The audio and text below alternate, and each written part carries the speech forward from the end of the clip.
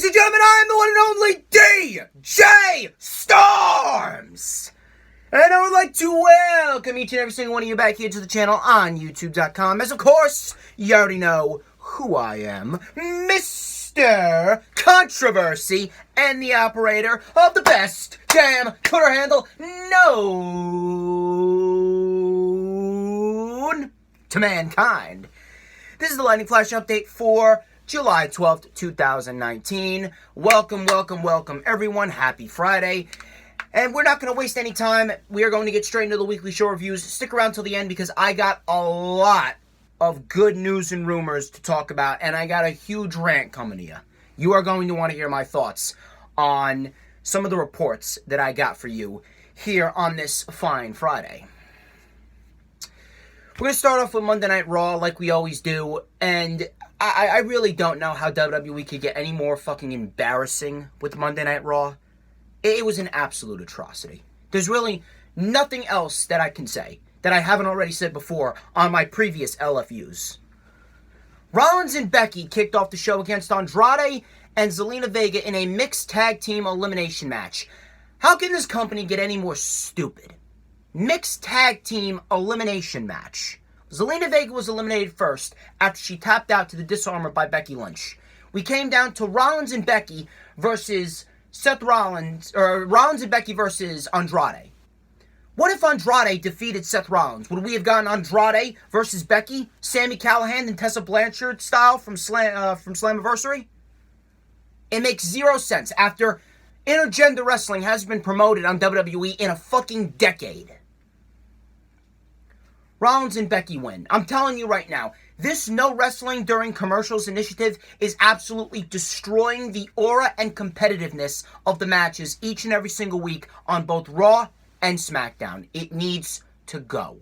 They need to find another way to not go to commercial during the matches, or I wouldn't even mind if they go back to commercials during the matches. At least we have a sense of competitiveness when we have wrestling during the commercials. Corbin and Lacey took them out on the stage afterwards. And that was it. Leading up to their mixed tag team Extreme Rules match at Extreme Rules this Sunday. Heyman walked out and pretty much teased a cash-in for Brock Lesnar this Sunday. There was a rumor going around that supposedly Kofi Kingston was injured. He's been dealing with a back injury, but supposedly it's not that serious. If I was to be a betting man here, I would bet on the fact that Brock Lesnar is not cashing in at Extreme Rules. They're going to save something big for SummerSlam, whether that's cashing on Kofi or cashing on Rollins. Lesnar's going to be at SummerSlam in some way, shape, or form. You know that WWE's not going to have Brock Lesnar miss out on the second biggest pay-per-view of the year.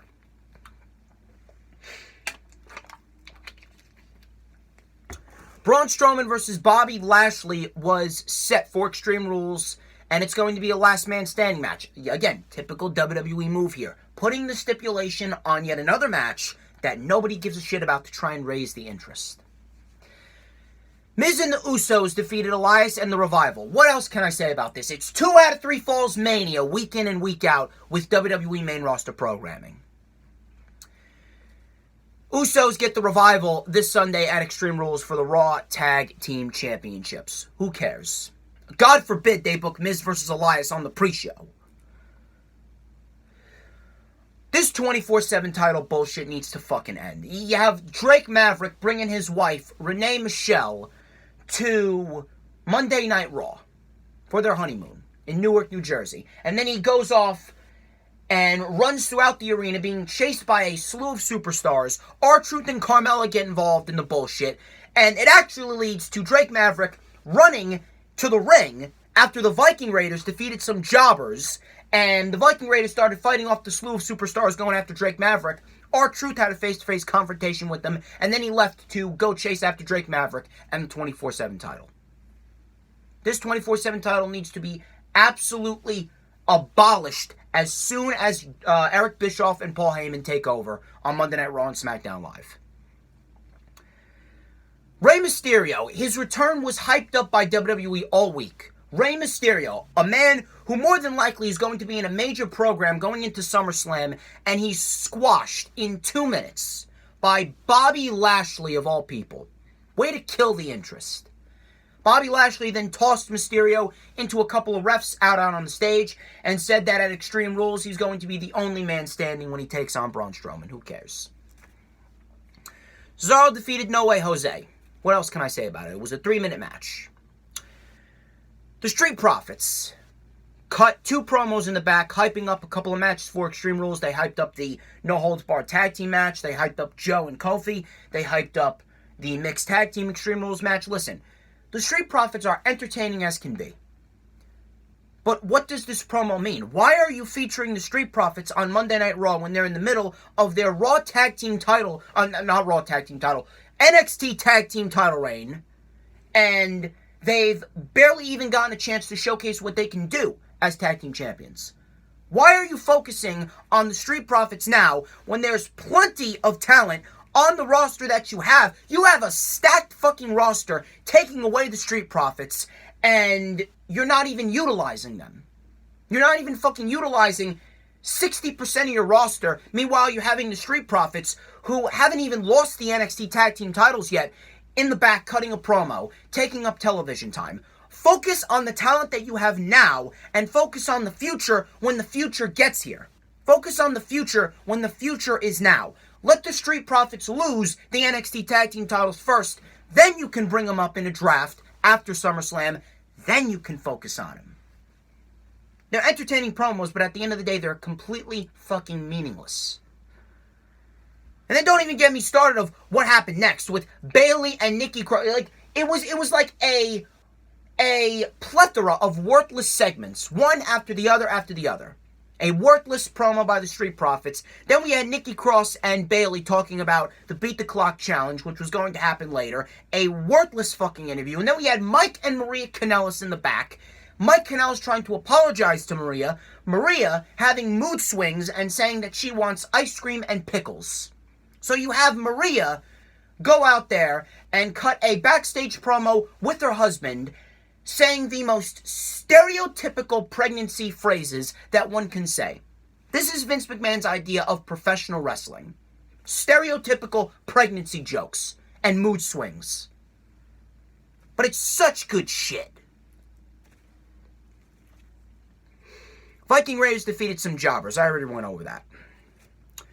Ricochet and AJ Styles had a back and forth. I'm telling you right now, they absolutely killed the specialness of a Ricochet AJ Styles feud and match, to a point where they just need to get this match over with. I mean, it's going to be a great match, don't get me wrong. It could be one of the best matches of the night, but the no wrestling during commercials agenda and the fact that they pretty much made this heel turn to generate some interest in AJ Styles in the club, and they pretty much paired the club with AJ Styles because they signed new deals. You know, what does it really mean in the end? Do you really think WWE is going to capitalize on something like this? Carl Anderson and Luke Gallows, they lost in back-to-back matches to Ricochet. And I said this before. If SummerSlam does not end with Gallows, Anderson, and Styles all walking out of SummerSlam with championships around their waists, then the 5-year deals that Gallows and Anderson signed is a complete waste. Complete waste. Gallows and Anderson are going to look like the biggest fucking idiots in the entire wrestling industry if the club does not end up walking out of SummerSlam with titles. Whether that be AJ winning the US or the Universal title and Carl Anderson and Luke Gallows winning the tag team titles. Ricochet defeated Luke Gallows and Carl Anderson, and then afterwards we had a 3-on-1 attack by the club, taking out Ricochet, leading up to their United States Championship match this Sunday in Philadelphia. Bayley defeated Sarah Logan in a Beat the Clock challenge. The one thing I will say, Sarah Logan, I've been very hard on Sarah Logan, and for all the right reasons, but Sarah Logan actually has improved a lot. Sarah Logan has been modifying her moveset. She has a newfound intensity. Sarah Logan has really come into her own. And if they want to, I would not mind seeing Sarah Logan a little bit more on Monday Night Raw, if they want to. There was CM Punk chants during the majority of this match, and I do not want to hear a single fucking word out of anyone. These CM Punk chants were 1,000% warranted. 1,000% warranted. We're not chanting CM Punk because we're not over him. We're not chanting CM Punk because we want him to come back to WWE. We know that's not going to happen.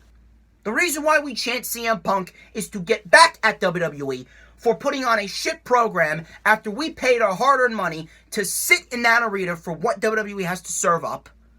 Or we spend 3 hours of our time turning on the USA Network to watch this match, and we get a shit show by the end of it. The match was fucking boring. Bayley defeats Sarah Logan in 4 minutes. Nikki Cross defeats Dana Brooke in less than 3 minutes. Nikki Cross makes the match at Extreme Rules between Bayley and Alexa Bliss a 2-on-1 handicap match, now including herself in the match. Once again, yet another match nobody gives a shit about. WWE adding a stipulation to that match to try and generate interest, but in reality, Nikki Cross is just about as dead of a character as Alexa Bliss. Bayley then laid out Nikki Cross with a slap, a Bayley to belly, and an elbow drop. Main event. First of all, before the main event, we had perhaps one of the most unintentionally funny moments throughout the entire year of 2019 for WWE main roster. Shane McMahon told Mike Rome to do his best in the world introduction. Now, we all know that when you compare Mike Rome and Greg Hamilton is clearly the superior ring announcer when it comes to doing the Shane McMahon best in the world introduction. Mike Rome, midway through, his voice cracked midway through, and when Shane McMahon ushered him to stop, I swear to God, he sounded like a dying fucking ogre with that voice crack. He went, "Best in the world!" And I swear to God, when you looked at Shane McMahon's face, his face, he had a facial expression like, what the fuck? Corey Graves said, yikes. Michael Cole started laughing. I was laughing my ass off. Mike Rome gave us one of the most unintentionally funny moments on Monday Night Raw all year. This was the best part about the show. That 20-second botch by Mike Rome was the best part about the entire show. What does it tell you when a non-wrestler on a wrestling program is the best part about the show? What does that tell you? And it wasn't even meant to be that funny.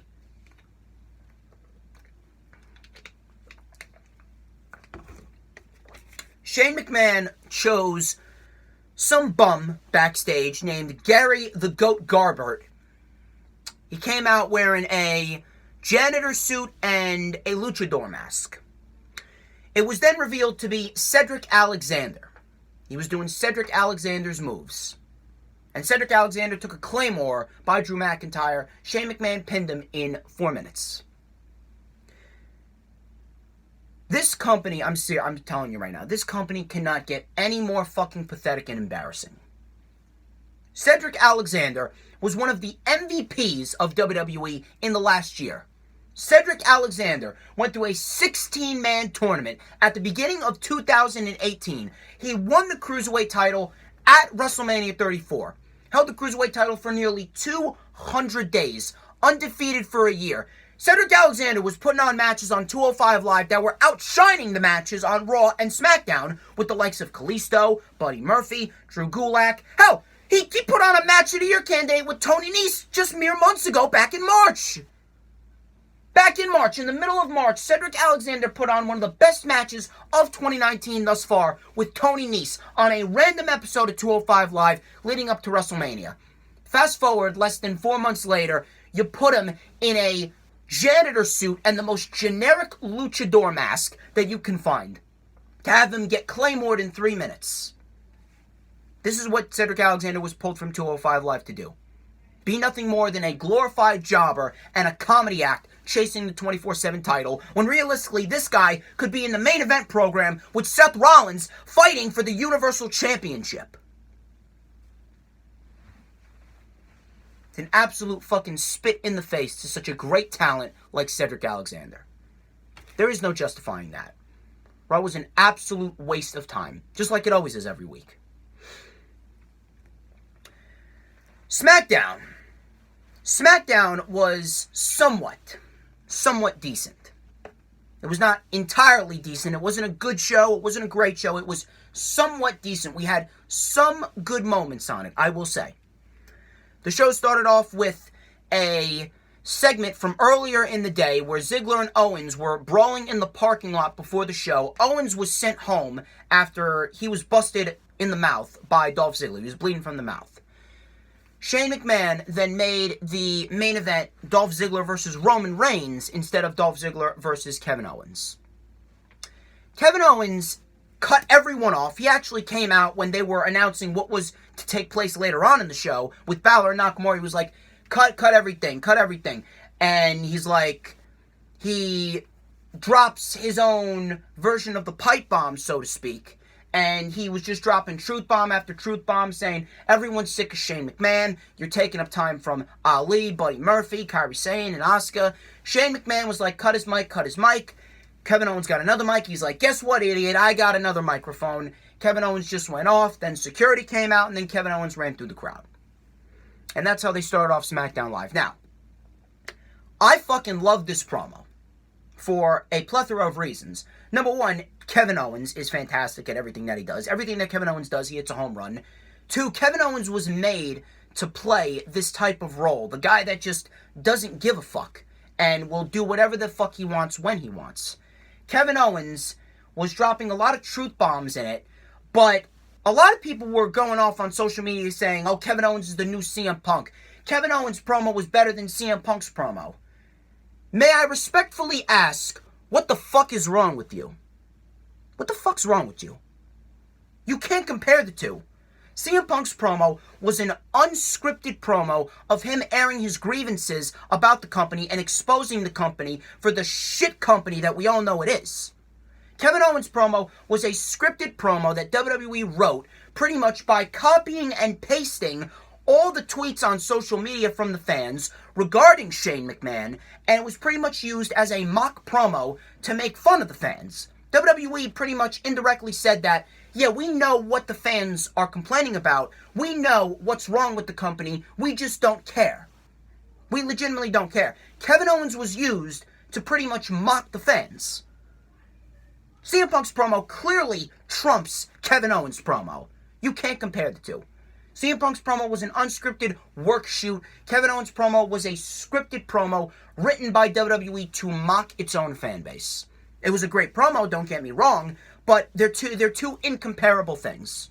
You can't compare the two. And if you think Kevin Owens' promo was better than CM Punk's promo, you're an absolute fucking dunderhead.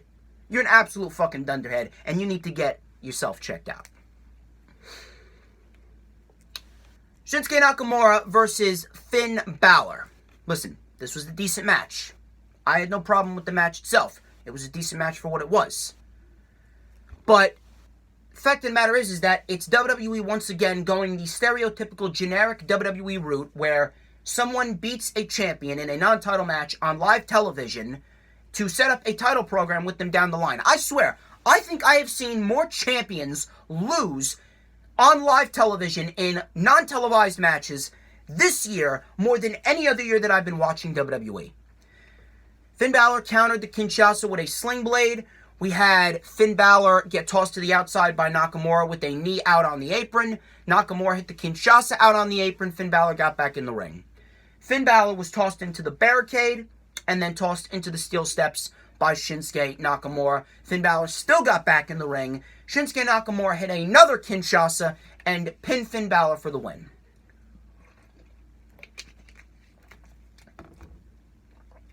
I understand that you want to set up a title program with Shinsuke Nakamura and Finn Balor down the line, and I have no problem with that, but why is it that you have to have Nakamura pin Finn Balor after Finn Balor's already been pinned numerous times in non-televised matches?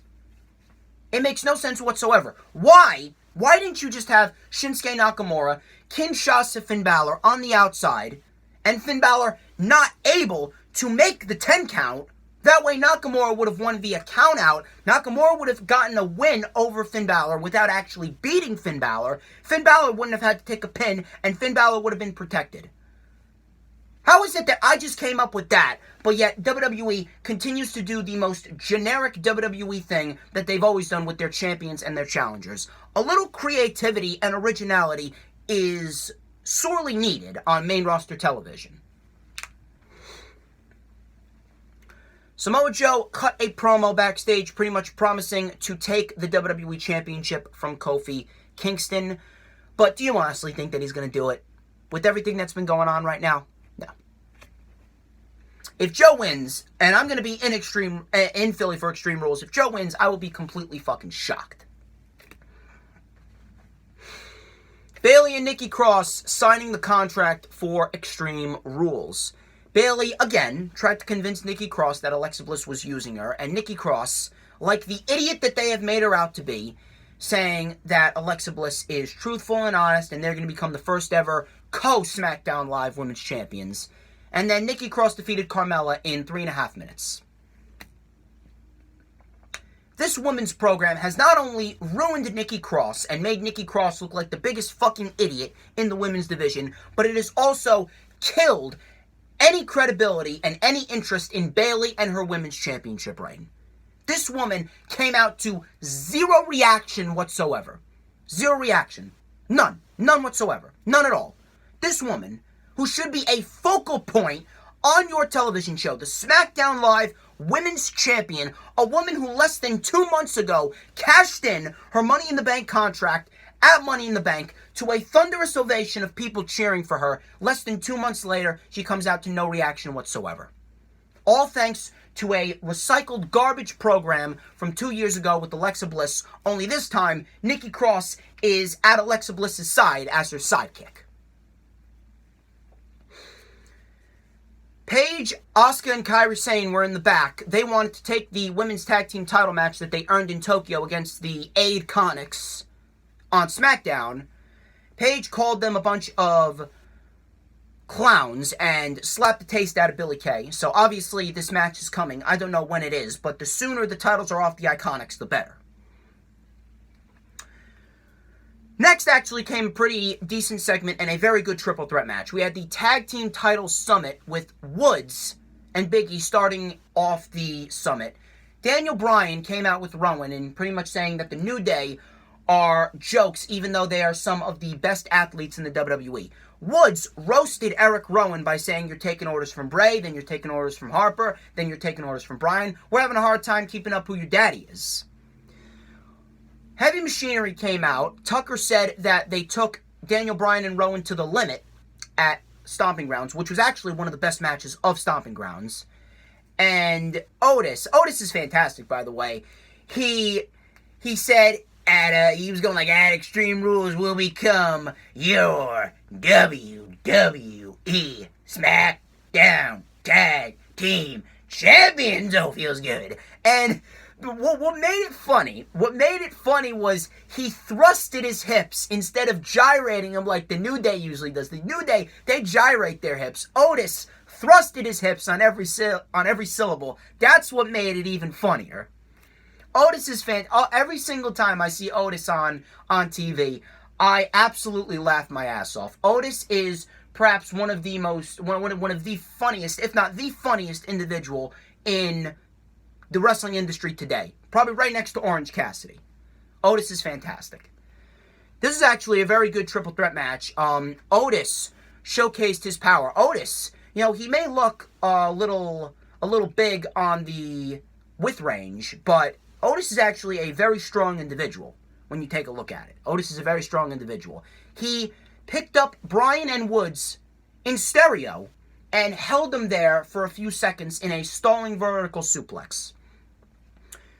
Woods was able to gain momentum down the line. He hit a dropkick on Bryan, and Bryan kicked out. Otis hit the caterpillar on Bryan. Bryan rolled to the outside. Xavier Woods hit a super kick on Otis. Otis hit Xavier Woods with the pop-up power slam to get the win, and Otis gets the victory going into Sunday for Extreme Rules and the triple threat tag team title match. We had Ember Moon, Sonya Deville, and Mandy Rose in the backstage area, and they are going into a tag team program where Ember Moon must find a partner of her choosing to go face off against Sonya Deville and Mandy Rose next week. Aleister Black was sitting in a chair in his usual dark room, and then we had a separate chair in a separate location where Cesaro's opponent, who knocked on his door, was going to be revealed. a person in a white suit, he started walking around the chair. And I actually like how they did this. I liked that he started walking around the chair.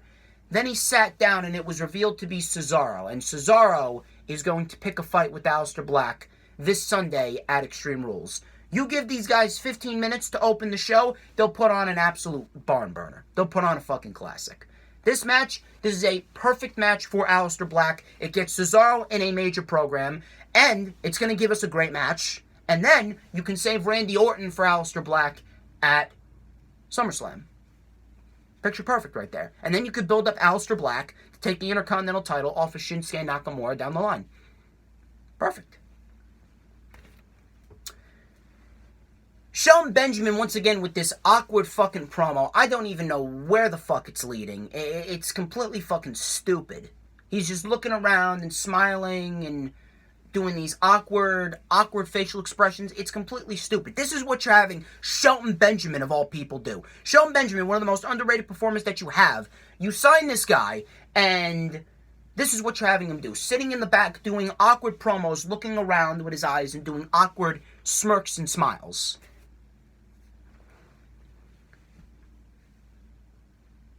Roman Reigns versus Dolph Ziggler in the main event.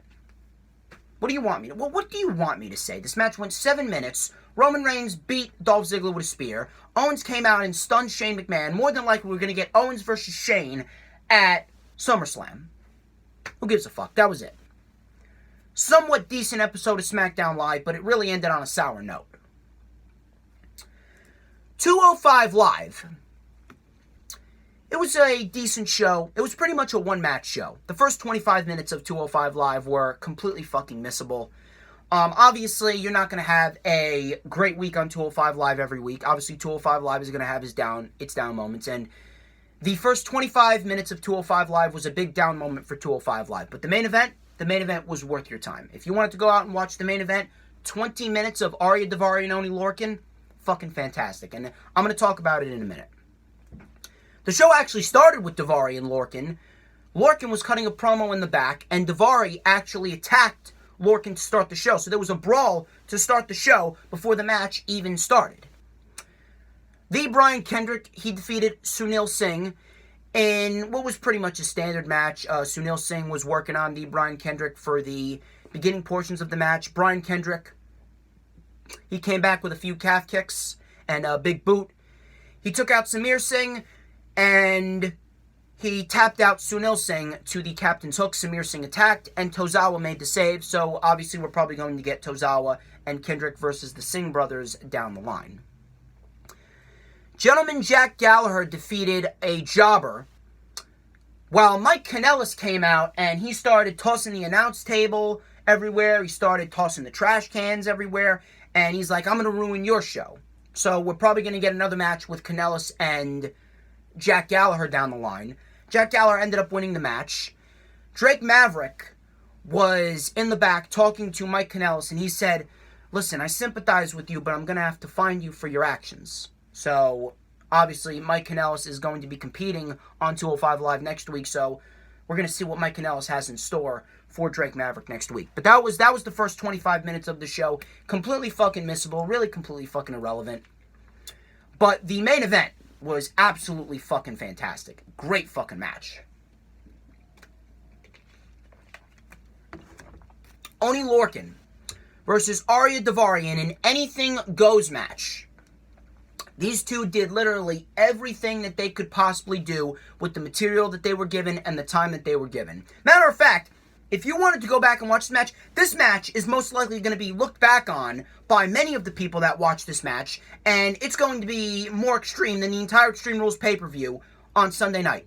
This match, guarantee you, is going to be looked at as more extreme than the entire Extreme Rules 2019 pay-per-view. I guarantee it. They did everything that they possibly could in this match. Arya Daivari was actually on the receiving end of a lot of major bumps in the beginning. He took an Irish whip into a ladder that they brought out, and he took a hip toss into a ladder. Towards the middle of this match, Arya Daivari ran across the apron. He was going to do a diving clothesline to Oney Lorcan, but Oney Lorcan threw a trash can at Arya Daivari that Arya Daivari brought out in the beginning portions of this match. Lorcan then started tossing chairs from underneath the ring on Arya Daivari. He was burying Arya Daivari underneath the chairs, tossing trash can lids and chairs on top of Arya Daivari.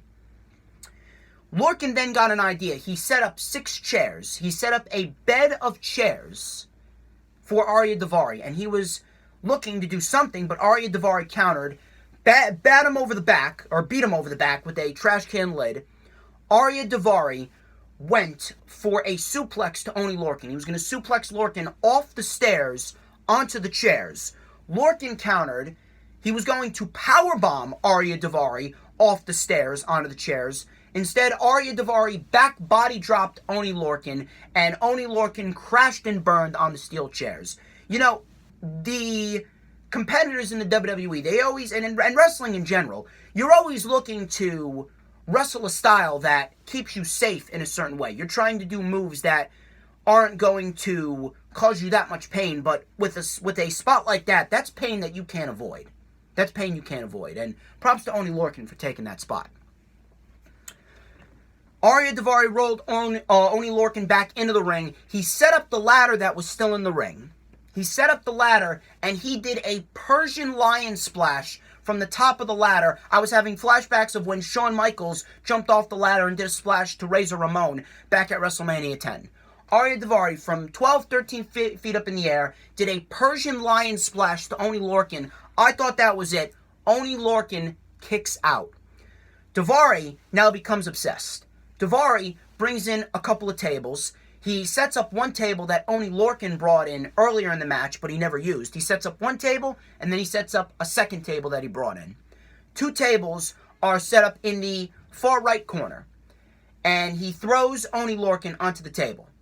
Throws Oney Lorcan onto the table, and he goes up to the top. He's looking for another Persian lion splash through the table. Oney Lorcan counters with a huge punch to Daivari. Oney Lorcan superplexes Daivari off the top. Both men crash through the tables. Oney Lorcan falls into the cover, and Oney Lorcan gets the victory over Arya Daivari in a fantastic Anything Goes match. Great match for Oney Lorcan, and you got to give props to the people at 205 Live. The people that are running 205 Live, they know how to properly end a feud. And this was a great end to the undercard feud of Oney Lorcan and Arya Daivari. Oney Lorcan with a huge win. Do I think Oney Lorcan's going to factor into a Cruiserweight Championship match down the line? Yes, but I don't think it's going to be at SummerSlam. I believe that Oney Lorcan doesn't have enough momentum behind him. And, truthfully, I don't think that they're going to make Drew Gulak a transitional champion. Because if Oney Lorcan faces Drew Gulak at SummerSlam, realistically, Oney Lorcan is going to win the title. Oney Lorcan should win the title if he is to face Drew Gulak at SummerSlam. But I don't think that they're going to put Oney Lorcan in a situation where he can't lose, and especially when Drew Gulak is in a position right now where he can't lose after all this time fighting for the Cruiserweight title. He's finally the Cruiserweight champion. I don't think that WWE is going to use Drew Gulak as a transitional champion for Oney Lorcan. I believe that based on the amount of momentum that Humberto has, Humberto is going to be the one to face off against Drew Gulak at SummerSlam. Humberto is going to lose because right now Humberto is expendable. Humberto is not in the position right now where he's going to be Cruiserweight champion. He will be, but not yet. Oney Lorcan is the next Cruiserweight champion. Humberto is going to get the title shot at SummerSlam, and Oney Lorcan should be Cruiserweight champion by October, I would say. Either October or November. I'm not sure how they're going to go about it, but Oney Lorcan can't lose. Drew Gulak can't lose. I don't think they're going to have Drew Gulak become a transitional champion. I think that Oney Lorcan is going to be the one to take the title off of Gulak when we get into the fall months of 2019. But a great Anything Goes match. Definitely worth your time. 20 minutes of brutal shit, and it will probably go down as more extreme than the entire Extreme Rules pay-per-view. Definitely worth watching. NXT UK was actually a very good episode. And it built nicely. It's building very nicely towards NXT UK TakeOver Cardiff with a high level of unpredictability. And with NXT UK, it's good because you don't know where they're going for the United Kingdom Championship title picture. You don't know where they're going to go for the tag title picture or the women's title picture. You don't know what undercard matches are going to be on NXT UK TakeOver Cardiff. So it's very interesting to see how Triple H pieces NXT UK TakeOver Cardiff together, considering it's on the same day as All Out. Show started off with a match between Ilya Dragunov and Ashton Smith. It's nice to see Ashton Smith. Ashton Smith is a very good professional wrestler. The show started off with that match, and Ilya Dragunov was wearing down Ashton Smith for the beginning portions of the match. Ashton Smith countered a Death Valley driver, and he hit a super kick right to the midsection, and then hit a high-angle fisherman brainbuster. Ilya Dragunov kicked out at 1. Ashton Smith, he threw Dragunov into the ropes, and Dragunov did a 619 reversal. He did a rebound 619 reversal around the ropes and countered with a huge lariat. It was like what Ambrose does, or Ambrose or Moxley used to do on the outside when someone threw him into the apron. He did a 619 around the bottom rope, and he came back with a lariat. Ilya Dragunov kind of did the same thing, but it was in the ring instead of outside the ring. Ilya Dragunov then hit the Torpedo Moscow, the torpedo headbutt, to defeat Ashton Smith. Decent match for what it was. Decent way to kick off NXT UK. Interested to see where Dragunov factors going into NXT UK TakeOver Cardiff. Xia Brookside and Ginny is confirmed for next week. Interesting to see how they continue that feud and how they go about things with Ginny and Jazzy Gabbard. Toni Storm versus Candy Floss. This was pretty much a generic match for Toni Storm. Typical match for Toni Storm and Candy Floss. Toni Storm doing Toni Storm things. Toni Storm gets the win over Candy Floss. But what happened after the match was actually very interesting. Kaylee Ray attacked Candy Floss, and when Toni Storm went to go after Kaylee Ray ran away. So obviously Kaylee Ray's playing mind games with Toni Storm. I don't know if they're going to book Kaylee Ray versus Toni Storm at NXT UK TakeOver Cardiff, because realistically, Toni Storm should not be losing that title to anyone except one woman. There's one woman right now that has the most buzz around her besides Toni Storm and the most attention in NXT UK, and that's Piper Niven.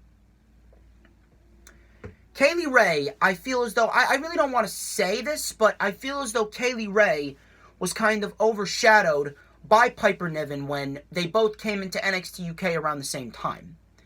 So, in hindsight, Kaylee Ray realistically is not ready. She will be NXT UK Women's Champion soon, but I feel as though Piper Niven is ahead of her. And especially after what Piper Niven and Toni Storm did in the first Mae Young Classic in that quarterfinals match, I think that Triple H would want to recreate that, but make it even bigger this time, especially on a stage like NXT UK TakeOver Cardiff. So, I can definitely see Kaylee Ray facing off against Toni Storm on one of the tapings leading up to TakeOver Cardiff, and then Piper Niven eventually getting the match with Toni Storm, and that's when Toni Storm is going to lose the NXT UK Women's Championship. I don't know where Toni Storm goes after that.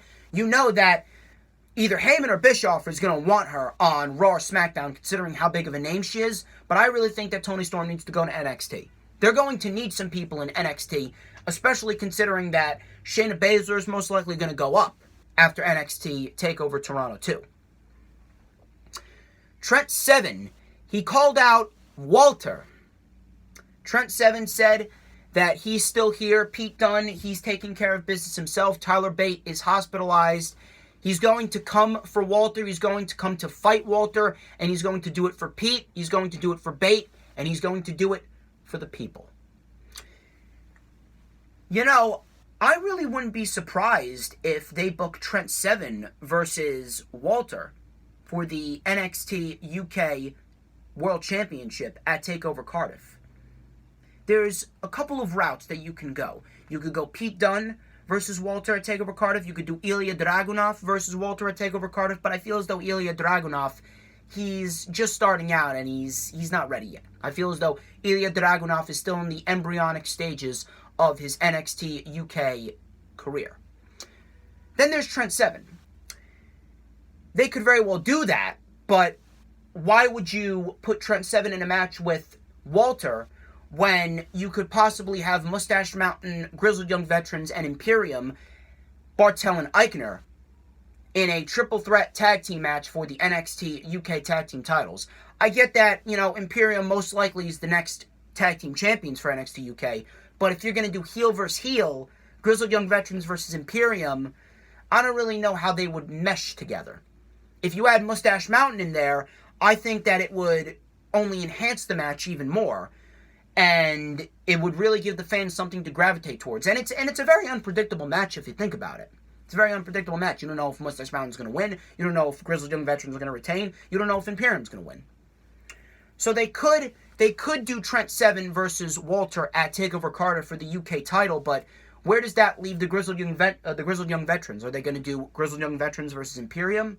I don't really think heel versus heel would have a great dynamic, especially since Triple H is going to want to load this show up, considering it's on the same day as All Out. Cassius Ohno versus Mark Andrews is set for next week. Interesting to see how that match plays out. Gallus versus Dave Mastiff and The Hunt. This is actually a very good six-man tag. NXT, 205 Live, AEW, they always do the six-man tag done right. Meanwhile, the WWE main roster constantly plays six-man tags and eight-man tags to death. Joe Coffey and Mark Coffey were working on Wild Boar for the beginning portions of this match. Dave Mastiff got the tag. Dave Mastiff started taking everyone to Suplex City, his own version of Suplex City, German suplex all around. Mark Coffey ended up kicking out. We had Mark Coffey hitting an enziguri on Dave Mastiff. Joe Coffey tagged in, and this is where things started to break down. The Primate came in, but Wolfgang, I don't know if it was Wolfgang or it was Joe Coffey, but one of them ended up taking the Primate out. I think it was Joe Coffey. Joe Coffey ended up throwing Primate over the top rope. In came Wild Boar. Wild Boar got sent face first into the middle turnbuckle by Joe Coffey, and then Joe Coffey did his signature running spear-like headbutt, sending Wild Boar into the corner. Then Joe Coffey hit a power slam on Dave Mastiff. Dave Mastiff ended up countering a Aura Best for the Bells, and he hit a German suplex on Mark Coffey, and then he hit a German suplex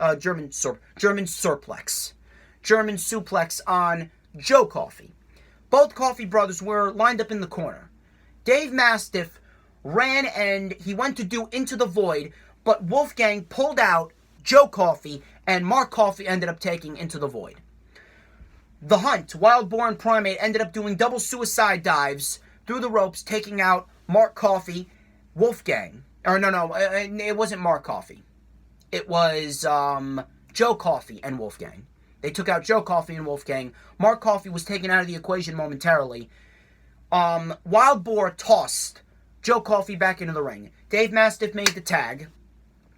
Dave Mastiff made the tag to the Wild Boar. Wild Boar and Primate were going to go for their diving double headbutts. Wolfgang shoved Wild Boar to the outside and took out Dave Mastiff. And the Primate did a diving headbutt of his own to Joe Coffey, but Primate was not the legal man. Mark Coffey ended up taking out Primate. They tossed Wild Boar back into the ring, and Wild Boar caught the pop-up uppercut from Joe Coffey, and then he hit that Aura Best for the Bells, that spinning lariat that Joe Coffey does, and Joe Coffey gets the win for his team. Gallus defeats The Hunt and Dave Mastiff in a very good six-man tag. I am assuming that this could very well be leading towards Dave Mastiff versus Joe Coffey as an undercard match for NXT UK TakeOver Cardiff. NXT was a great fucking episode. NXT has a lot of great shit going into TakeOver Toronto too. We had Io Shirai coming out. That new attitude that Io Shirai has. New music, new look, coming out dressed in all black. Io Shirai says she doesn't need any friends and she doesn't need any of the fans. Short, sweet, and to the point. Drops the mic. Walks away. Io Shirai and Candice LeRae is all but confirmed for TakeOver Toronto too. The Velveteen Dream had an interview backstage, and he was pretty much saying that Roderick Strong, he's in no way, shape, or form deserving of an NXT North American Championship title match. We're going to see how that plays out, but I already know what's going to happen, but I'm not going to spoil it for anyone. Damian Priest defeated Blanco Loco. Doing what Damian Priest usually does. Damian Priest hit the spinning heel kick, that spinning roundhouse kick, and the rolling cutter that he calls the Reckoning. Damian Priest defeats Blanco Loco. Damian Priest is going to be a major key factor in the NXT North American Championship division, possibly by the beginning of 2020. Keep your eyes peeled for Damian Priest. Jordan Myles versus Boa. This was a very good match in the first round of the NXT Breakout Tournament. Jordan Myles, very fluid at what he does. I saw him at the Worlds Collide special for the Cruiserweights. I am very impressed with Jordan Myles. Boa has a great sense of intensity. The strikes that Boa was giving to Jordan Myles were fucking brutal. Jordan Myles was draped over the ropes, and Boa hit Jordan Myles with a huge fucking axe kick, and the impact of Boa's boot to Jordan Myles' chest was heard around Full Sail. It was absolutely fucking brutal. Jordan Myles ended up coming back with a few forearm strikes, discus clothesline in the corner, and then hit a beautiful 450 to Boa. Jordan Myles defeats Boa. Good match in the NXT Breakout Tournament. Jordan Myles advances to the semi-finals. Next week in the NXT Breakout Tournament, we got Dexter Lumis versus Bronson Reed. We're going to see how that plays out. Next week, we also got Apollo Crews versus Kushida. Now, that is a match that I never thought that I needed. I am very much looking forward to seeing Apollo Crews versus Kushida. And truthfully, I hope Apollo Crews stays in NXT. Apollo Crews could do wonders in NXT. Main event. Street Profits versus Oney Lorcan and Danny Burch for the NXT Tag Team titles. This was a very good tag team match. We had the Street Profits doing double flapjacks to Oney Lorcan and Danny Burch, one on top of the other in the beginning portions of this match. Oney Lorcan and Danny Burch were wearing down Angelo Dawkins before Angelo Dawkins made the hot tag to Montez Ford. Montez Ford came in like a bolt of fucking lightning, lighting up everyone, lighting up anything that moved. We had a nice sequence where Oney Lorcan and Montez Ford, they took each other out. Or I think it was Montez Ford who took out Oney Lorcan with a super kick. And then Danny Burch took out Montez Ford with the headbutt.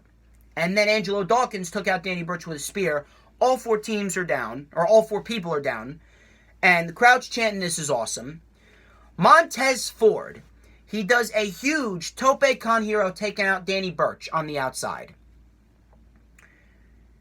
Oney Lorcan goes for a suicide dive, but Angelo Dawkins meets him with a huge right fist. Back in the ring, Danny Burch caught a spinebuster and then the frog splash combination by Montez Ford and Angelo Dawkins, and the Street Profits retain the NXT Tag Team Championships in a very good title defense against the Street Profits. I'm very much looking forward to seeing what the Street Profits do with the NXT Tag Team titles going into TakeOver Toronto, and considering what happened after the match with Bobby Fish and Kyle O'Reilly coming out and clapping, I can see the Undisputed Era taking on the Street Profits at NXT TakeOver Toronto 2. That is going to be a very good tag team match. Oney Lorcan, by the way, you got to give it up to Oney Lorcan. Oney Lorcan being the MVP of this week, competing on NXT for the NXT Tag Team titles, even if it was pre-taped. Great match there, and a great match with Arya Daivari on 205 Live. Anything goes. Great shit. Also, next week, Adam Cole is actually defending the NXT Championship in an open challenge. Interesting to see how that plays out. So Adam Cole is going to have his hands full. Adam Cole is actually defending the NXT title twice within the same week. He's got a title defense on Saturday at the Evolve 10th Anniversary Special against Akira Tozawa, and he's defending the NXT Championship on NXT television as well. So good to see Adam Cole getting some recognition as the NXT champion going into NXT TakeOver Toronto. Now then, on to the news, rumors, and reports. My first report comes from Brad Shepard. Now, here's the deal. Brad Shepard is a fucking idiot. We all know this. We all know Brad Shepard's a fucking idiot. We all know Brad Shepard is one of the biggest fucking idiots in the community, and the community would be better without Brad Shepard. However, some of the reports that he has said, you have to make correlations with what is going on television, and if you do, then is he really that far off? I'm not trusting Brad Shepard, but when I look at the report and I can make good correlations and connections with what's going on television, then the report isn't really that far off. I don't necessarily trust Brad Shepard. I hate Brad Shepard, but regardless, listen to this report. Brad Shepard reported that Sasha Banks' WWE return is imminent. He sent out a tweet that read, and I quote, "According to a source in WWE, Sasha Banks' return is imminent. I'm told everything was smoothed over the last week or so. She and Alexa squashed everything with Bayley playing peacekeeper. She's happy with changes being made. The tantrum is over. She just needed a breather," quote unquote. First of all, Brad Shepard, again, is a fucking idiot saying the tantrum is over. Sasha Banks wasn't throwing a tantrum. Sasha Banks had enough of the bullshit that WWE was throwing her way. Brad Shepard is a WWE cocksucker. Brad Shepard does everything to remain in the good lights of WWE because he hopes one day that he'll get a job at WWE. Based on what they've been doing with Bayley, Nikki, and Alexa. Now that program's fucking horrible, but Nikki did mention that you need someone to be by your side. If that is not an indication that Sasha could very well be coming back at Extreme Rules, then I don't really know what is. First of all, I do not want to see Sasha Banks at all. I really don't. Matter of fact, if Sasha Banks does come back, truthfully, I will have lost a lot of respect for Sasha Banks. I will lose a lot of respect for Sasha Banks. I don't understand how someone could willingly go back to the company that has figuratively spit in their face, pretty much making Sasha Banks out to be a one-hit wonder, having all these false promises being promised to Sasha and Bayley when they won the tag team titles, only to lose them at WrestleMania. Sasha Banks, I do not want to see back at WWE at all. I would truthfully, if I was Sasha Banks, I don't care how long it would take. I would sit out my contract. I really don't care. The WWE does not deserve someone like Sasha Banks. Sasha Banks does not need the WWE. The WWE needs Sasha Banks. Sasha Banks is one of the most valuable women's wrestlers that the WWE has ever seen, and they have ever had. If Sasha Banks comes back, I really wouldn't know what to make of this. I mean, who's to say she comes back and she turns heel? She realistically, if she should come back, she needs to turn heel, and she needs to either face off against Bayley for the SmackDown Live Women's Championship or Becky Lynch for the Raw Women's Championship. I mean, Bayley realistically should go on to face Ember Moon, so Sasha Banks facing off against Becky for the Raw Women's Championship would make much more sense. But who's to say WWE is going to do that? And let's say, hypothetically speaking, that she does come back. Let's say, hypothetically speaking, she does come back, she turns heel, and she wins either the Raw or the SmackDown Live Women's Championship. Do you really trust WWE to book her as a credible champion for however long she has the title? And let's just say they do. What happens when Sasha Banks loses the title? What happens then?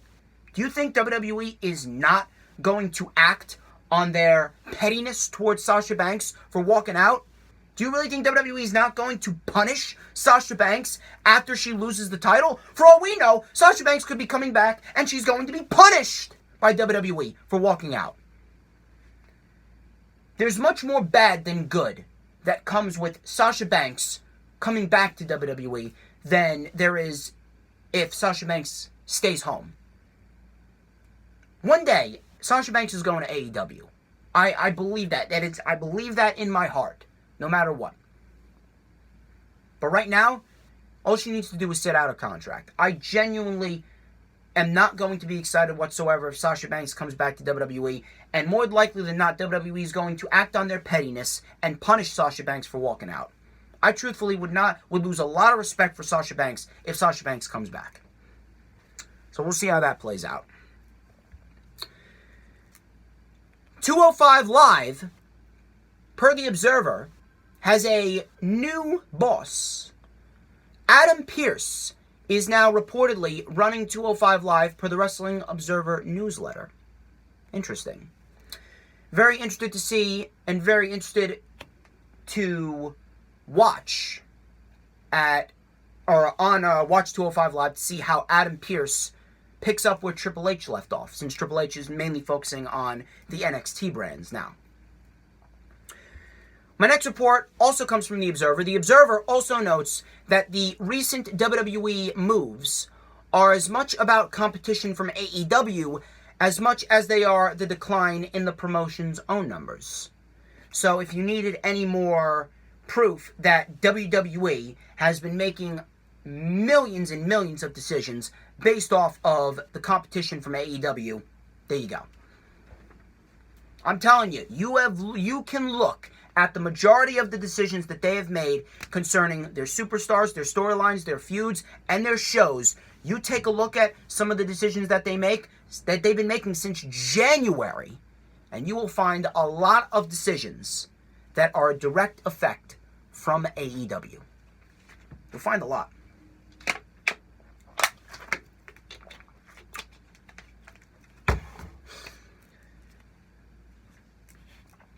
My next report is something that you are going to want to strap in for. Strap in. I got a lot to say about this.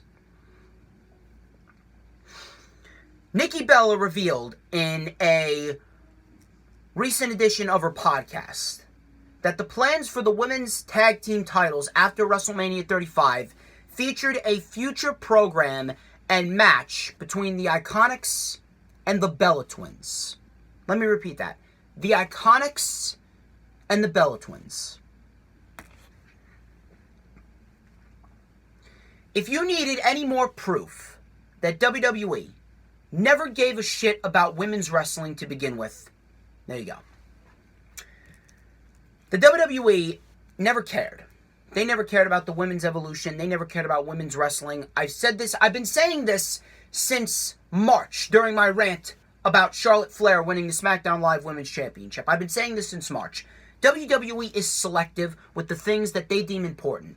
They put all their effort into one or two things while ignoring everything else, and more likely than not, the thing that they put all their effort into ends up being overbooked and overly convoluted, and no one cares about it by the end of it. Example, that women's storyline with Becky, Ronda, and Charlotte going into WrestleMania 35. The WWE only cared about women's wrestling over the course of 2018 because Ronda Rousey was there, and Vince McMahon saw huge dollar signs whenever he looked at Ronda Rousey. All he did was look at Ronda Rousey and see money. That's the only thing that Vince McMahon saw. And he decided to capitalize on that by pushing and giving all the women opportunities, because you're not just going to push one woman and give one woman all the opportunities. You're going to push the entire division. He decided to make the entire division of the women on Raw and SmackDown a focal point because Ronda Rousey was there, and he saw huge dollar signs in Ronda Rousey and any program that Ronda Rousey was a part of. And then after WrestleMania 35, they went right back to doing what they were doing before Ronda Rousey came to WWE. Vince McMahon merely pushed the women and gave the women opportunities because he saw huge dollar signs whenever he looked at Ronda Rousey.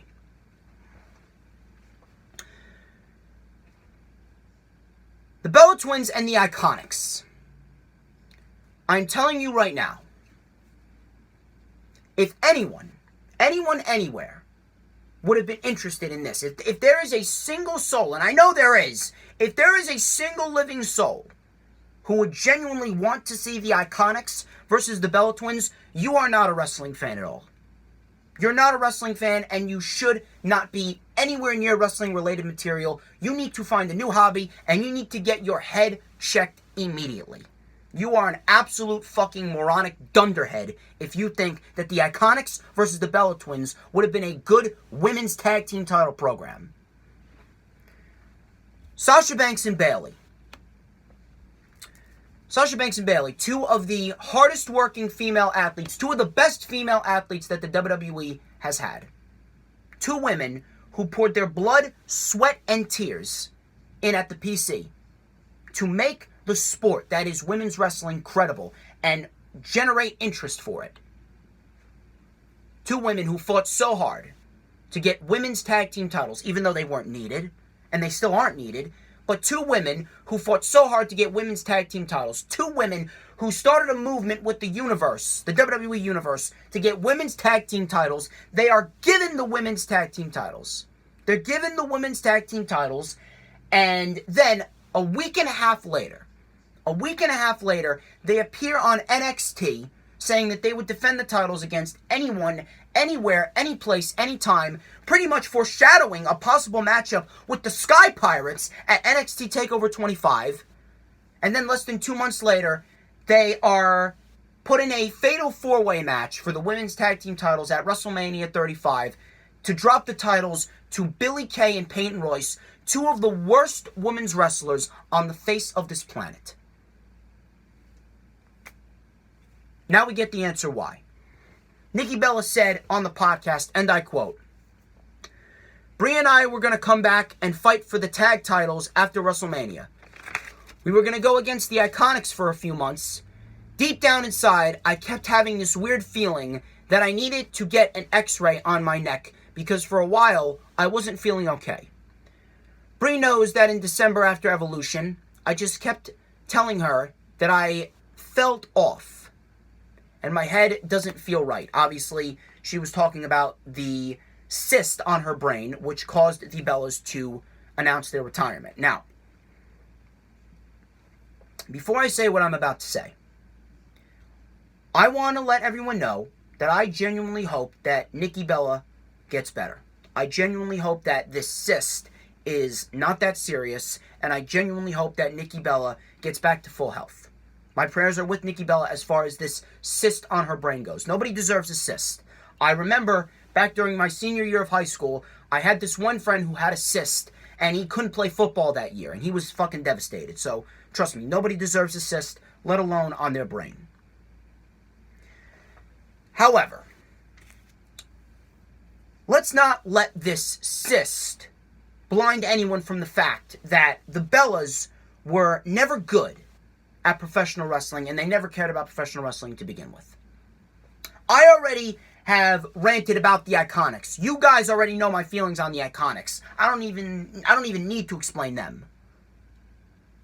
Why do people hate the Bella Twins? And why are people so against the Bella Twins? Nikki Bella even came out in a recent interview and saying, "Oh, I wish people appreciated me and my sister more." The Bella Twins were a part of an era where looks were more important than actual in-ring ability. There were very few women's wrestlers during that time period, back in 2009, 2010, that were ahead of their time that could actually wrestle. Mickie James, Natalya, Michelle McCool, Beth Phoenix, Melena, to name a few. The Bella Twins were not a part of that class. The Bella Twins were two sloppy, uncoordinated individuals that didn't amount to anything during that time outside of a 5-day reign as Divas Champion by Nikki Bella and a 50-day reign as Divas Champion by Brie that people forgot literally almost immediately after they lost the title. They leave. They come back after 7 months.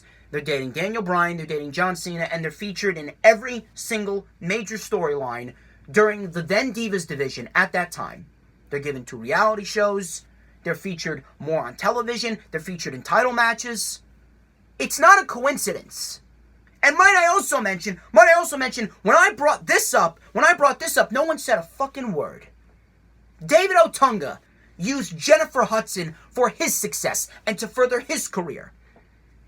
He was dating Jennifer Hudson back in 2010 to 2012. What happened to David Otunga during that time period? He was a multi-time tag team champion. He was a part of the Nexus. He was part of the New Nexus. He was featured in a major program with John Cena, of all people. The guy was a terrible wrestler. What happened after Jennifer Hudson and David Otunga broke up? The guy faded into obscurity, and now he's a pre-show analyst for WWE main roster pay-per-views. David Otunga clearly used Jennifer Hudson to further his career, but when I mention that, no one says a word. But when I say that the Bellas used Cena and Bryan to further their career, everyone gets thrown into disarray. How fucking stupid can you be? The Bella Twins clearly used the WWE platform to make themselves famous in other areas because they clearly weren't good in the wrestling department. And then Nikki Bella. Nikki Bella has the audacity to say that she cared. She cared about professional wrestling. Bitch, if you cared, you would have not accepted the deals to do Total Divas and a spin-off Total Bellas. You would have come to your senses and you would have realized that Total Divas and Total Bellas are an absolute spit in the face to everything that the women's evolution and the women's division should be about in 2019. You don't see Bayley doing Total Divas and Total Bellas. You don't see Total Bayley on the E! Network. You don't see Sasha Banks and Charlotte doing Total Divas. You don't see a spin-off called Total Flair and Total Boss Time. Nikki Bella, she cared. If her and her sister cared, they wouldn't have done the spin-off for Total Divas, and they wouldn't have signed for Total Divas in the first place. If they cared, then they wouldn't have branched off and started their own clothing line and wine line, which I am going to mention right now. I'm going to tell you this right now. If they tried to start their wine line and their clothing line without the mainstream from Daniel Bryan and John Cena, their businesses would have been dead in the water before they even got started. Completely dead before they even got started. If they cared, they wouldn't have branched off and done all this other shit. They would have focused solely on professional wrestling. They would have focused solely on training at the PC and perfecting their craft. But they didn't. And you know why they didn't? Because they knew that they clearly weren't good at professional wrestling. So they accepted the deals to do these reality shows. They started their own wine line and they started their own clothing line. They used the WWE platform and the mainstream that they gained from Cena and Bryan to catapult themselves to superstardom in other areas because they were clearly bad at professional wrestling. Oh, might I also mention, you can't expect to get appreciation when you were pretty much used as a fuck you to CM Punk when Nikki Bella became the longest reigning Divas champion to beat AJ Lee because AJ Lee was married to Mr. Phil Brooks. WWE, and again, people get mad when I speak the truth about that as well. People get mad every single time that I say that Nikki Bella was only the longest reigning Divas champion because they wanted to get back at CM Punk. And it was a fuck you to CM Punk because AJ Lee's married to him. WWE's been making decisions based on pettiness throughout their entire careers. Look at what happened with the New Day and Demolition. That decision to have the New Day break Demolition's record was made out of pure pettiness because Demolition was going through a lawsuit with WWE at that time. It's the same thing with Nikki Bella and her Divas title reign. It was made out of pure pettiness. Nikki Bella has the fucking audacity to say that her and her sister cared about professional wrestling. You know what she's really saying? You know what she's really saying when she says, I wish that more fans would appreciate me and my sister? You know what she's really saying? The translation of that is, I wish more fans in the community were fucking dumbasses so that way I could manipulate them into believing the bullshit lies that me and my sister have been saying throughout our entire careers. The Bella Army fan base is nothing but a bunch of delusional, gullible bastards who have no sense of intelligence and pretty much need to be led. The Bella Twins are the sheep herders. The Bella Army is the sheep. The Bella Twins are nothing more than attention-seeking gold diggers. All they care about is the fame and the fortune. They and Vince McMahon go hand in hand. The Bellas and Vince McMahon go hand in hand because Vince isn't passionate about professional wrestling. All he cares about is money. Same thing with the Bellas. All they care about is the fame and the fortune. This is Vince McMahon's idea of a women's tag team title program and match. two trash teams, each from opposite ends of the world, one being a pair of Australian bimbos who can't tell the difference between a wrist lock and a wristwatch, and the other being a pair of subpar reality television stars who are dangerously uncoordinated, can't even run the ropes correctly, and never gave a shit about the professional wrestling industry to begin with. If the Bella Twins cared, they wouldn't have done all this other shit. But they did all this other shit because they were clearly not good. They knew they weren't good in the ring. They knew they were uncoordinated, they were sloppy, and they belonged nowhere near a professional wrestling ring. So they branched off and did all this other shit to make themselves famous and gain mainstream and attention. The only way that they would have gained attention was to marry into it. And Nikki Bella couldn't even do that right. Nikki Bella merely sent out that rant about not having a retirement speech and not being appreciated by the fans as a way to gain attention, because she knows that she can say shit that's going to rattle the community, and she's going to get herself talking to try and keep herself relevant, because she doesn't have John Cena to keep herself relevant anymore. A complete fucking spit in the face. This plan between the IIconics and the Bella Twins should have never even been a thought. This should have never been in the plans. Sasha Banks and Bayley should have never lost the women's tag team titles. Never. It is absolutely fucking horrendous how I have to sit here and fucking sweat over professional wrestling because the WWE does not know how to book a proper program for titles that actually means something. They don't know how to book the titles in a way that they would actually mean something, and they have no respect for legitimate wrestlers, whether that be in the women's division or the men's division, that can actually put on a good match and bring them more money than they actually know.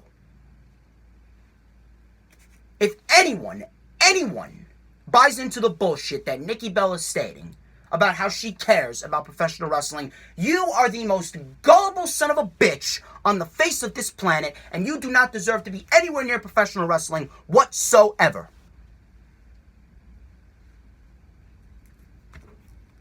Bella Twins and the IIconics. Fucking horrendous. I got one more thing to talk about before I get out of here.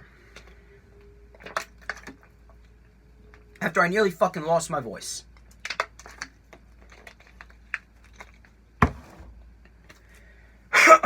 I got one more thing to talk about before I get out of here, and it has to do with WWE tweeting out a couple of cryptic tweets. Now, this is just speculation. There's no official report. I have not read this from any sources. This is just my speculation and my thoughts on this. I think it was about a week and a half or 2 weeks ago. WWE started sending out these cryptic tweets. The very first tweet was a tweet that had the caption, "Imagine ... and then underneath it was a photoshopped picture of Sting and The Undertaker in the same ring. Since then, they have been posting cryptic tweets here and there relating to Undertaker and Sting, and they have been having superstars go out and pretty much say what this would be like, pretty much trying to hype up this match. And it got the wheels in my head thinking, and I wouldn't really put it past WWE to be putting out these tweets as a way to hype up a potential matchup between Sting and The Undertaker at the Saudi Arabian show in November. I would not put it past WWE to dangle a $2 million plus check over Sting to come out of retirement to face off against The Undertaker at the Saudi Arabian show. First off, that ship has long sailed away. That ship has long sailed away. And the WWE, this is typical WWE. They never capitalize on the moment when it is right in front of them. They never capitalize on the moment when it's the best possible time to do it. They never capitalize on a title win when it's the best possible time to do it. They rarely capitalize on a match when it's the best time to do it. They rarely capitalize on a storyline when it's the best time to do it. They 99.99999% of the time, WWE main roster never capitalizes on the opportunity when the time is right. Sting signed with the WWE in 2014. Sting signed with the WWE in 2014. He was signed and he was promoted as a downloadable content character for the WWE 2K15 video game. He was not featured on WWE for 8 months when he originally signed with WWE. He made his debut at the 2014 Survivor Series, in which he took down Triple H and helped Team Cena defeat Team Authority, starting a program with Triple H which culminated in a no disqualification match at WrestleMania 31, in which Triple H ended up beating Sting. Later that year, Sting ended up facing off against Seth Rollins for the WWE World Heavyweight title. He had a paralysis scare when he took the buckle bomb wrong from Seth Rollins, and then he announced his retirement months later during the Hall of Fame induction ceremony at WrestleMania 32 weekend. The Undertaker lost his undefeated streak to Brock Lesnar at WrestleMania 30. He then collapsed after he went backstage. The streak was gone. He was then put into a program with Bray Wyatt when Bray Wyatt came out to Druids, guiding him out in a casket. He opened the casket and Bray Wyatt said he was going to claim the soul of The Undertaker. Bray Wyatt hyped up a match with The Undertaker. The Undertaker responded without actually showing his face until WrestleMania 31. They faced off in a very good match at WrestleMania 31. A very good match. And The Undertaker ended up winning. Undertaker then ended up going into a program with Brock Lesnar during the latter months of 2015. Then, him and his brother Kane faced off against the Wyatt family at Survivor Series that year in 2015. And then the rest was history. You already know what happened with The Undertaker at WrestleMania 32. He faced off against Shane McMahon inside Hell in a Cell. The WWE had a picture-perfect opportunity to do Sting versus The Undertaker at WrestleMania 31. The Undertaker should have never lost his undefeated streak. He should have beaten Brock Lesnar and he should have remained undefeated going into WrestleMania 31. Sting, you could have had Sting easily make his debut after the Royal Rumble in 2015. You could have had Sting do the same thing that Bray Wyatt did at Fastlane of that year. You could have had Druids guide out a casket. Sting opens the casket, and Sting says, I am here for one reason. I came to WWE to end The Undertaker's undefeated streak. It would have felt unique. It would have felt special. It would have felt important. And it would have felt like a huge moment at WrestleMania that would have had many people talking. That would have had many people buzzing and talking. You could have had The Undertaker and Sting in a match at WrestleMania 31. That was the best time to do it. You could have had Undertaker and Sting at WrestleMania 31. The Undertaker could have beaten Sting. He would have gone 23-0. And then The Undertaker and Sting would have both retired there. Both men would have been in much better shape. We wouldn't have had the paralysis scare with Sting. And The Undertaker wouldn't be in such bad shape that he is right now. But no, WWE wants to go ahead and schedule a match with Undertaker and Sting for the simple fact that they want to pay Undertaker and Sting all this blood money, and they want to do it for the Saudi Arabians, and they're going to give us a match between Sting and The Undertaker where The Undertaker is streakless and The Undertaker can barely walk. Sting is on paralysis watch because you know for a fact that if one move goes wrong, we could have another paralysis scare, just like we did in 2015 with Sting. The match is for no titles. The match has no importance, no build, no storyline, just a random Twitter announcement saying The Undertaker and Sting at the Saudi Arabian show in November. No uniqueness, no specialness. Why are people going to care about The Undertaker and Sting fighting now when that ship has long sailed away? It has sailed away to the other side of the world, never coming back.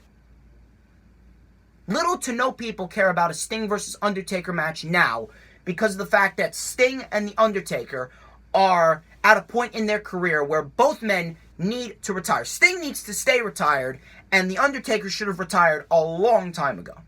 The Undertaker should have retired a long time ago. Sting and The Undertaker at WrestleMania 31 was the picture-perfect match. The picture-perfect match, the picture-perfect place, and the picture-perfect ending to both of their stories. But WWE didn't do that. Now, don't get me wrong, the matches that Sting and Undertaker competed in at WrestleMania 31 was fantastic.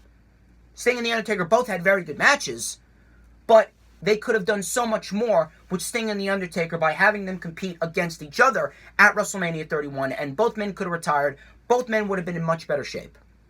But no, you got to bring back The Undertaker and you got to bring back Sting for the Saudi Arabians for a $2 million blood money check, and no one's going to care.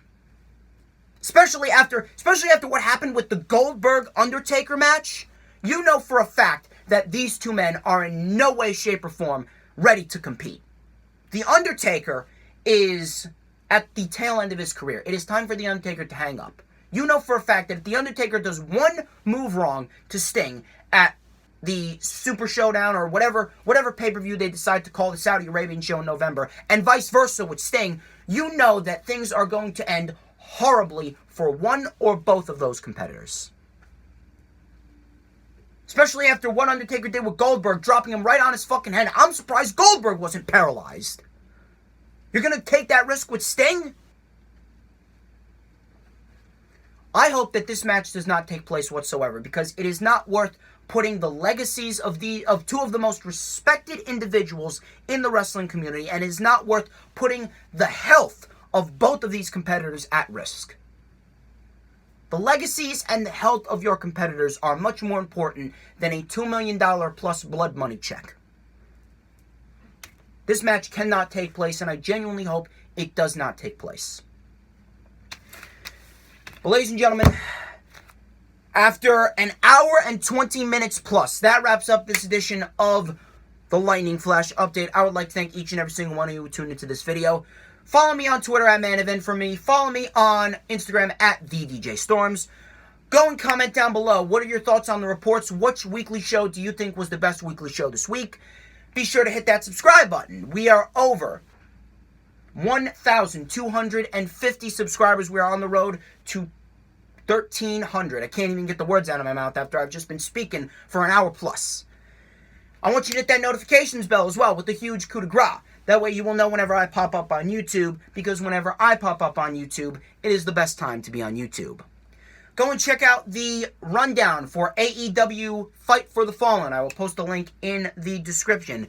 Go and check out the rundown for Extreme Rules pay-per-view, which is going up tomorrow morning. I want you guys to go and I want you to join the Wrestling Express Facebook group on Facebook.com, because at 4 p.m. Eastern Time, later today, me and Mr. Earl Cole will be going live on Facebook Live on the Wrestling Express Facebook page, and we are going to do our own exclusive preview and prediction show for Extreme Rules. Now, if you can't, the rundown for Extreme Rules will be up tomorrow morning as well. Sunday, I will be at Extreme Rules. I will be at Extreme Rules in Philadelphia, so if you want to come up, say hi to me, you want to take a picture with me, you want to be on a personal vlog video, I will be there. Don't be shy. I don't bite. I promise.